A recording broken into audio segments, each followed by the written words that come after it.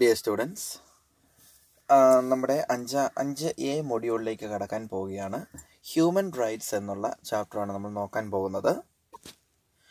മനുഷ്യൻ ഈ ഭൂമിയിൽ അല്ലെങ്കിൽ ഈ രാഷ്ട്രത്തിൽ താമസിക്കുമ്പോൾ അല്ലെങ്കിൽ ജീവിക്കുമ്പോൾ ധാരാളം അവകാശങ്ങളുണ്ട്.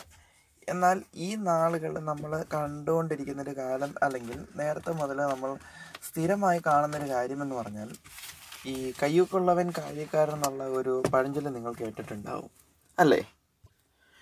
അത് പ്രതിപാദിക്കുന്നത് എന്താണെന്ന് ചോദിച്ചാൽ, കൂടുതൽ ഹോൾഡ് അല്ലെങ്കിൽ പണം, അതുമല്ല എങ്കിൽ സ്വാധീനമുള്ള ആളുകൾ ഒത്തിരി തെറ്റുകൾ ചെയ്യുന്നതും അതുപോലെ തന്നെ അതൊത്തിരി ഒഫൻസുകൾ ചെയ്തിട്ട് അത് മൂടി വെക്കുന്നതും ചിലത് ഇല്ലായ്മ ചെയ്ത് കളയുന്നതും പാവപ്പെട്ട ആളുകൾക്ക് അല്ലെങ്കിൽ അർഹതയുള്ള ആളുകൾക്ക് കൃത്യമായ സമയങ്ങളിൽ അല്ലെ സാഹചര്യങ്ങളിൽ അവർക്കൊന്നും തന്നെ ലഭ്യമാകുന്നില്ല എന്നുള്ള ഒരു സിറ്റുവേഷനിലൂടെയാണ് കടന്നു പോകുന്നത് ലോകം. അപ്പോൾ ഹ്യൂമൻ റൈറ്റ്സ് അഥവാ മനുഷ്യൻ്റെ അവകാശങ്ങൾ എന്ന് പറയുന്നത് വളരെ ഇമ്പോർട്ടൻസ് ഉള്ളൊരു കാര്യമാണ്. മനുഷ്യന് എന്തൊക്കെ അവസ്ഥകൾ അല്ലെങ്കിൽ അവകാശങ്ങളുണ്ട് എന്ന് നാം തിരിച്ചറിയുക എന്നുള്ളതാണ് ഏറ്റവും ഇമ്പോർട്ടൻ്റ് ആയിട്ടുള്ള ഘടകം എന്ന് പറയുന്നത്. ആദ്യം നമുക്ക് അതിനുള്ള കേപ്പബിലിറ്റി ഉണ്ടാകുന്നതിനേക്കാൾ ഇമ്പോർട്ടൻ്റ് മനുഷ്യൻ്റെ അവകാശങ്ങൾ എന്തെല്ലാമാണ് ഉള്ളത് എന്ന് തിരിച്ചറിയേണ്ടത് വളരെ അത്യാവശ്യമാണ്. അപ്പോൾ നമ്മൾ എന്താണ് ഹ്യൂമൻ റൈറ്റ്സ് എന്ന് നോക്കാം. The term human rights refers to those basic rights which are essential for the development of a human personality, such as right to life, liberty, property and security of an individual. Okay. അപ്പോൾ ഈ human rights എന്ന് പറഞ്ഞാൽ എന്താണ്? ഈ definition പറയുന്നത് it's a right to those basic rights which are essential for the development of a human personality. മനുഷ്യൻ്റെ വ്യക്തിത്വ വികസനത്തിൻ്റെ ഭാഗമായി അവൻ ആവശ്യമുള്ള ചില ഘടകങ്ങളുണ്ട്. ഏതൊക്കെയാണ്? റൈറ്റ് ടു ലൈഫ്, ജീവിക്കാനായിട്ടുള്ള അവകാശം, സ്വാതന്ത്ര്യം, പിന്നെന്താണ്? പ്രോപ്പർട്ടി, അവർക്ക് സ്വത്ത് സംരക്ഷിക്കുന്നതിന് വേണ്ടിയും സ്വത്ത് സമ്പാദിക്കുന്നതിന് വേണ്ടിയും, and security of an individual എന്നാണ്. ഒരു ഇൻഡിവിജ്വലിൻ്റെ സുരക്ഷിതത്വത്തിന് വേണ്ടിയും നമ്മൾ എന്ത് ചെയ്യണം? എല്ലാ ആളുകൾക്കും അല്ലെങ്കിൽ എല്ലാ പൗരന്മാർക്കും അതിൻ്റേതായ അവകാശങ്ങൾ ഉണ്ട്. അതിനെയാണ് നമ്മൾ എന്തെന്ന് പറയുന്നത്? ഹ്യൂമൻ റൈറ്റ്സ് എന്ന് പറയുന്നത്. ഇന്ത്യയിൽ ജീവിക്കുന്ന മനുഷ്യന്, ഇന്ത്യയിലെ ഭരണഘടനയ്ക്കും ഇന്ത്യയിലെ നിലവിൽ നിൽക്കുന്ന നിയമങ്ങൾക്കും ഒരു പ്രത്യേകതയുണ്ട്. എന്താണ്? ഇവിടെ ഡൈവേഴ്സിറ്റിയുടെ പ്രത്യേകത നമുക്ക് കാണാനായിട്ട് സാധിക്കും. ഇന്ത്യയിൽ കൃത്യമായിട്ട് ഒരാൾ ഇന്ന മതത്തിൽ വിശ്വസിക്കണമെന്നില്ല, അവർക്ക് എന്ത് സംസ്കാരം ഫോളോ ചെയ്യണമെന്നില്ല, എന്ത് ഫുഡ് ഫോളോ ചെയ്യണമെന്നില്ല. പിന്നെ അങ്ങനെ യാതൊരുവിധ നിയമങ്ങളും എന്ത് ചെയ്യുന്നില്ല, പ്രതിപാദിക്കുന്നില്ല. കാരണം എല്ലാവർക്കും ഫ്രീഡം ഉണ്ട്. ഈ പറയുന്ന ഇഷ്ടമുള്ള മതത്തിൽ വിശ്വസിക്കാനും അവർക്ക് ഇഷ്ടമുള്ള എല്ലാ കാര്യങ്ങളും ചെയ്യുന്നതിനുള്ള സ്വാതന്ത്ര്യം ഉള്ള ഒരു രാഷ്ട്രമാണ് ഈ ഭാരതം എന്ന് പറയുന്നത്. അപ്പം ഈ ഹ്യൂമൻ റൈറ്റ്സ് എന്ന് പറയുമ്പോൾ ഈ പറയുന്ന അവകാശങ്ങൾ ഖണ്ഡിക്കപ്പെടുന്ന സമയത്ത് അല്ലെങ്കിൽ അത് അവർക്ക് ലഭ്യമാകാതെ വരുമ്പോഴത്തേനുമാണ് എന്തിൻ്റെ ആവശ്യം വരുന്നത്? ഈ പറയുന്ന ഹ്യൂമൻ റൈറ്റ്സിൻ്റെ ആവശ്യം പ്രധാനമായിട്ടും ഉള്ളത്. അപ്പോൾ അതാണ് ഈ പറയുന്ന മീനിങ് ആൻഡ് ഡെഫിനേഷനിൽ പറയുന്നത്. നെക്സ്റ്റ് വേണ്ട അതിൻ്റെ കോൺസെപ്റ്റാണ് പറയുന്നത് എന്താണെന്നുള്ളത് ഞാൻ ജസ്റ്റ് വായിച്ചു നോക്കിയാൽ മതി. അടുത്തത് ഡെവലപ്മെൻറ്റ് ഓഫ് ഹ്യൂമൻ റൈറ്റ്സ്. എങ്ങനെയാണ് ഈ മനുഷ്യാവകാശം അല്ലെങ്കിൽ ഈ ഹ്യൂമൻ റൈറ്റ്സ് ഉരുത്തിരിഞ്ഞു വന്നത്? അതിൻ്റെ പ്രധാനപ്പെട്ട ബേസിക് ആയിട്ടുള്ള ഡെവലപ്മെൻ്റൽ ഏരിയാസ് ഏതൊക്കെയാണ്, അല്ല എന്ത് രീതിയിലാണ് വന്നതെന്നാണ് പഠിക്കുന്നത്. ഒന്നാമത്തെ ഘടകമാണ് മാഗ്ന കാർട്ട ഓഫ് 2050 എന്ന് പറയുന്നത്. 1215 മാഗ്ന കാർട്ട നിങ്ങൾ പഠിച്ചിട്ടുണ്ടാകും. ഇത് പ്ലസ് 1 പ്ലസ് 2 ഒക്കെ പൊളിറ്റിക്സ് സയൻസ് പഠിക്കുന്നതാണ്. മാഗ്ന കാർട്ട എന്ന് പറഞ്ഞാൽ എന്താണ്? അണ്ടർലൈൻ ചെയ്യുക. The Magna Carta is considered as the first charter of liberty. സ്വാതന്ത്ര്യത്തിൻ്റെ ആദ്യത്തെ ചാർട്ടറായി കണക്കാക്കപ്പെടുന്നതാണ് ഏത്? മാഗ്ന കാർട്ട എന്ന് പറയുന്നത്. It was signed by the king John of England in 1215. 1215 ഇംഗ്ലണ്ടിലെ രാജാവായിരുന്ന ജോൺ കിങ് ജോൺ സൈൻ ചെയ്ത് അവർ റിലീസ് ചെയ്ത അല്ലെങ്കിൽ പുറത്തിറക്കിയ ഒരു ഡീഡ് അല്ലെങ്കിൽ അന്നത്തെ ഒരു ചാർട്ടറായിട്ടാണ്, നിയമത്തിൻ്റെ ഒരു നിയമാവലി എന്നൊക്കെ നമുക്ക് പറയാൻ പറ്റും. അതിനെയാണ് നമ്മൾ എന്തെന്ന് പറയുന്നത്? മാഗ്ന കാർട്ട എന്ന് പറയുന്നത്. ഇതിൻ്റെ പ്രധാനപ്പെട്ട തീം എന്ന് പറയുന്നത് എന്താണ്? Protection against the arbitrary acts of the king. Okay, അതായത് ഈ രാജാവിൻ്റെ ഭരണം അല്ലെങ്കിൽ അദ്ദേഹത്തിന് തീരുമാനങ്ങൾ എടുക്കാൻ, ഡിസിഷൻ എടുക്കാനായിട്ടുള്ള പവർ തുടങ്ങിയ കാര്യങ്ങളൊക്കെയാണ് അതിൻ്റെ അത് എന്ത് ചെയ്തിരുന്നത് പരാമർശിച്ചുകൊണ്ടിരുന്നത്. രണ്ടാമത്തെ ഡെവലപ്മെൻറ്റ്സ് ആണ് പറയുന്നത് സോഷ്യൽ കോൺട്രാക്റ്റ് തിയറി. അതായത് സോഷ്യൽ കോൺട്രാക്റ്റ് തിയറി എന്ന് പറയുന്നത് 16-17 സെഞ്ചുറികളുടെ, അതായത് ആ തന്നിയ സെൻറ്റൻസിൻ്റെ മൂന്നാമത്തെ ലൈൻ വായിച്ചു നോക്കുക. 16-17 നൂറ്റാണ്ടുകളിലാണ്, അതായത് ഡിഫറെൻ്റ് ഓതേഴ്സ് കൂടി എഴുതിയ ഒരു ഡോക്യുമെൻ്റാണ് അല്ലെങ്കിൽ നിയമാവലിയാണ് ഈ സോഷ്യൽ കോൺട്രാക്റ്റ് തിയറി എന്ന് പറയുന്നത്. അതിൻ്റെ പ്രാബല്യം ആ ഒരു കാലഘട്ടത്തായിരുന്നു എന്നുള്ളതാണ് ഏറ്റവും പ്രസക്തമായ കാര്യം. അടുത്താണ് പറയുന്നത് English bill of rights of 1689 എന്ന് പറഞ്ഞു. English bill of rights. Okay, the bill of rights was signed in England in 1689 after the glorious revolution of 1688. After the glorious revolution, the power of the king was reduced and the British Parliament declared in supremacy over the crown in clear terms. ഇത് സാധാരണയായിട്ടുള്ള റവല്യൂഷനുകളിലെ ഏറ്റവും പ്രസിദ്ധമായ ഒന്നാണ് ഈ English bill of rights എന്ന് പറയുന്നത്. 1689 അതായത് രാജാവിൻ്റെ അധികാരങ്ങൾ എടുത്തു മാറ്റിയിട്ട് പിന്നെ എന്താണ് സംഭവിച്ചത്? ബ്രിട്ടീഷ് പാർലമെൻറ്റിന് അതിൻ്റെ അധികാരം കൊടുത്തു, ഹാൻഡ് ഓവർ ചെയ്തിട്ടാണ് എന്ത് ചെയ്തത്? English bill of rights form ചെയ്തത്.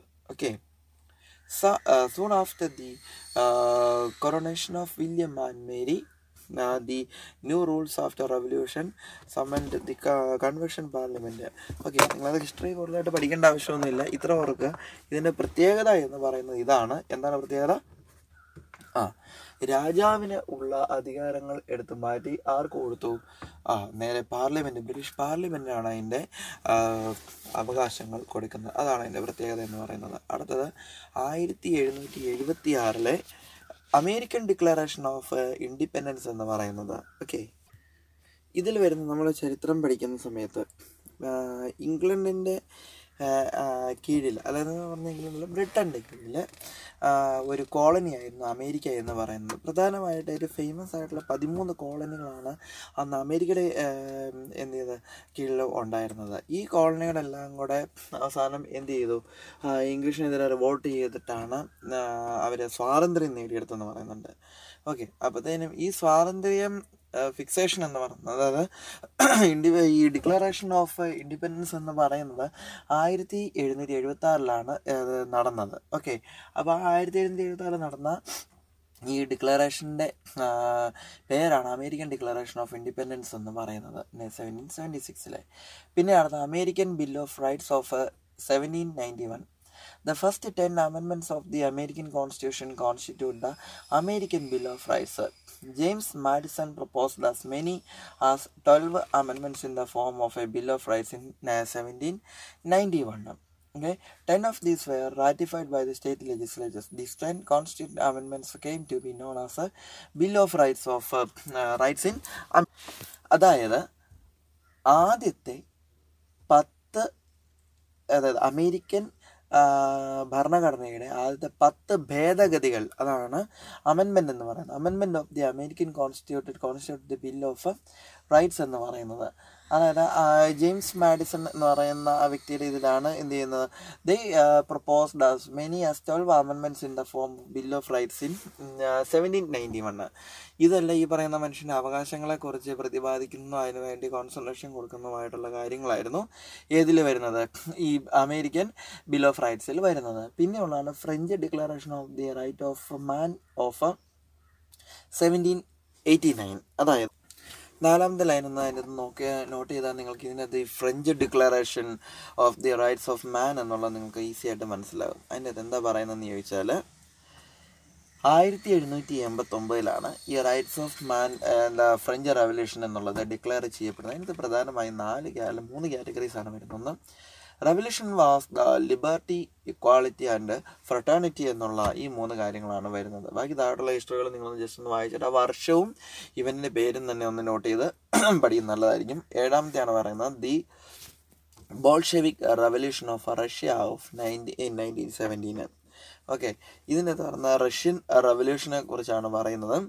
1917 ഇത് പൊട്ടിപ്പുറപ്പെട്ട അല്ലെങ്കിൽ പറയുന്ന ഇതിൻ്റെ റവല്യൂഷൻ നടക്കുന്നത്. ഇതാണ് first successful communist revolution of the world എന്ന് അറിയപ്പെടുന്നത്. ഏതായിരുന്നു ഇവരുടെ പ്രധാനമായിട്ട് സാമൂഹ്യവും സാമ്പത്തികവുമായിട്ടുള്ള അവകാശങ്ങൾക്കായിരുന്നു ഈ ബോൾഷെവിക് എന്നുള്ള ഇത് കൂടുതലായിട്ടുള്ള പ്രാധാന്യം കൊടുത്തതെന്നാണ് നമ്മൾ അതിൻ്റെ അകത്ത് മനസ്സിലാക്കുന്നത്. അടുത്ത universal declaration of human rights of 1948 international covenants of human റൈറ്റ്സും ജസ്റ്റ് നോക്കുക. ഇനി സിഗ്നിഫിക്കൻസ് ഓഫ് ഹ്യൂമൻ റൈറ്റ്സ് ആണ് നമ്മൾ അടുത്തായിട്ട് പഠിക്കേണ്ടത്.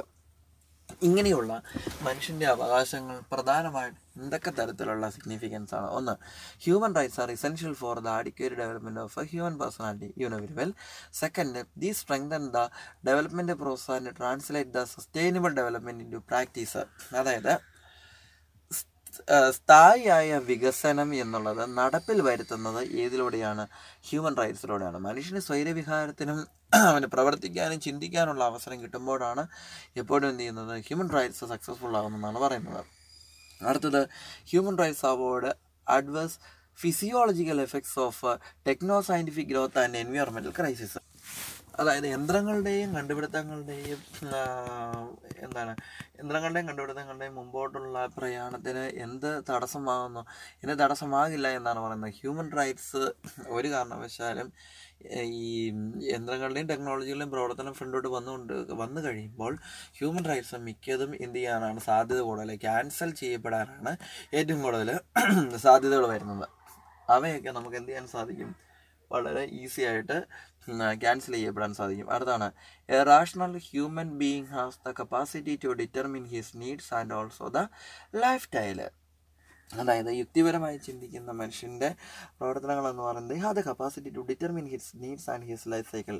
ഒരു മനുഷ്യൻ്റെ ജീവിതചക്രം എങ്ങനെ മുന്നോട്ട് ഓടിക്കണമെന്നും അവർക്ക് എങ്ങനെയൊക്കെ ഓരോ കാര്യങ്ങളിൽ എൻഗേജ്ഡ് ആകാൻ സാധിക്കുമെന്നുള്ളതും എങ്ങനെ സ്വയമായി തീരുമാനങ്ങൾ എടുക്കണമെന്നുള്ളതും ഓരോ മനുഷ്യൻ്റെ സ്വന്തമായിട്ടുള്ള റാഷണലായിട്ടുള്ള അവരുടെ ചിന്തയാണെന്നാണ് പറയുന്നത്. അതിനുവേണ്ടി നമ്മൾ അവകാശം കൊടുത്തേ പറ്റത്തുള്ളൂ. അടുത്ത്, environmental rights ensure the people to live in a healthy environment free from pollution.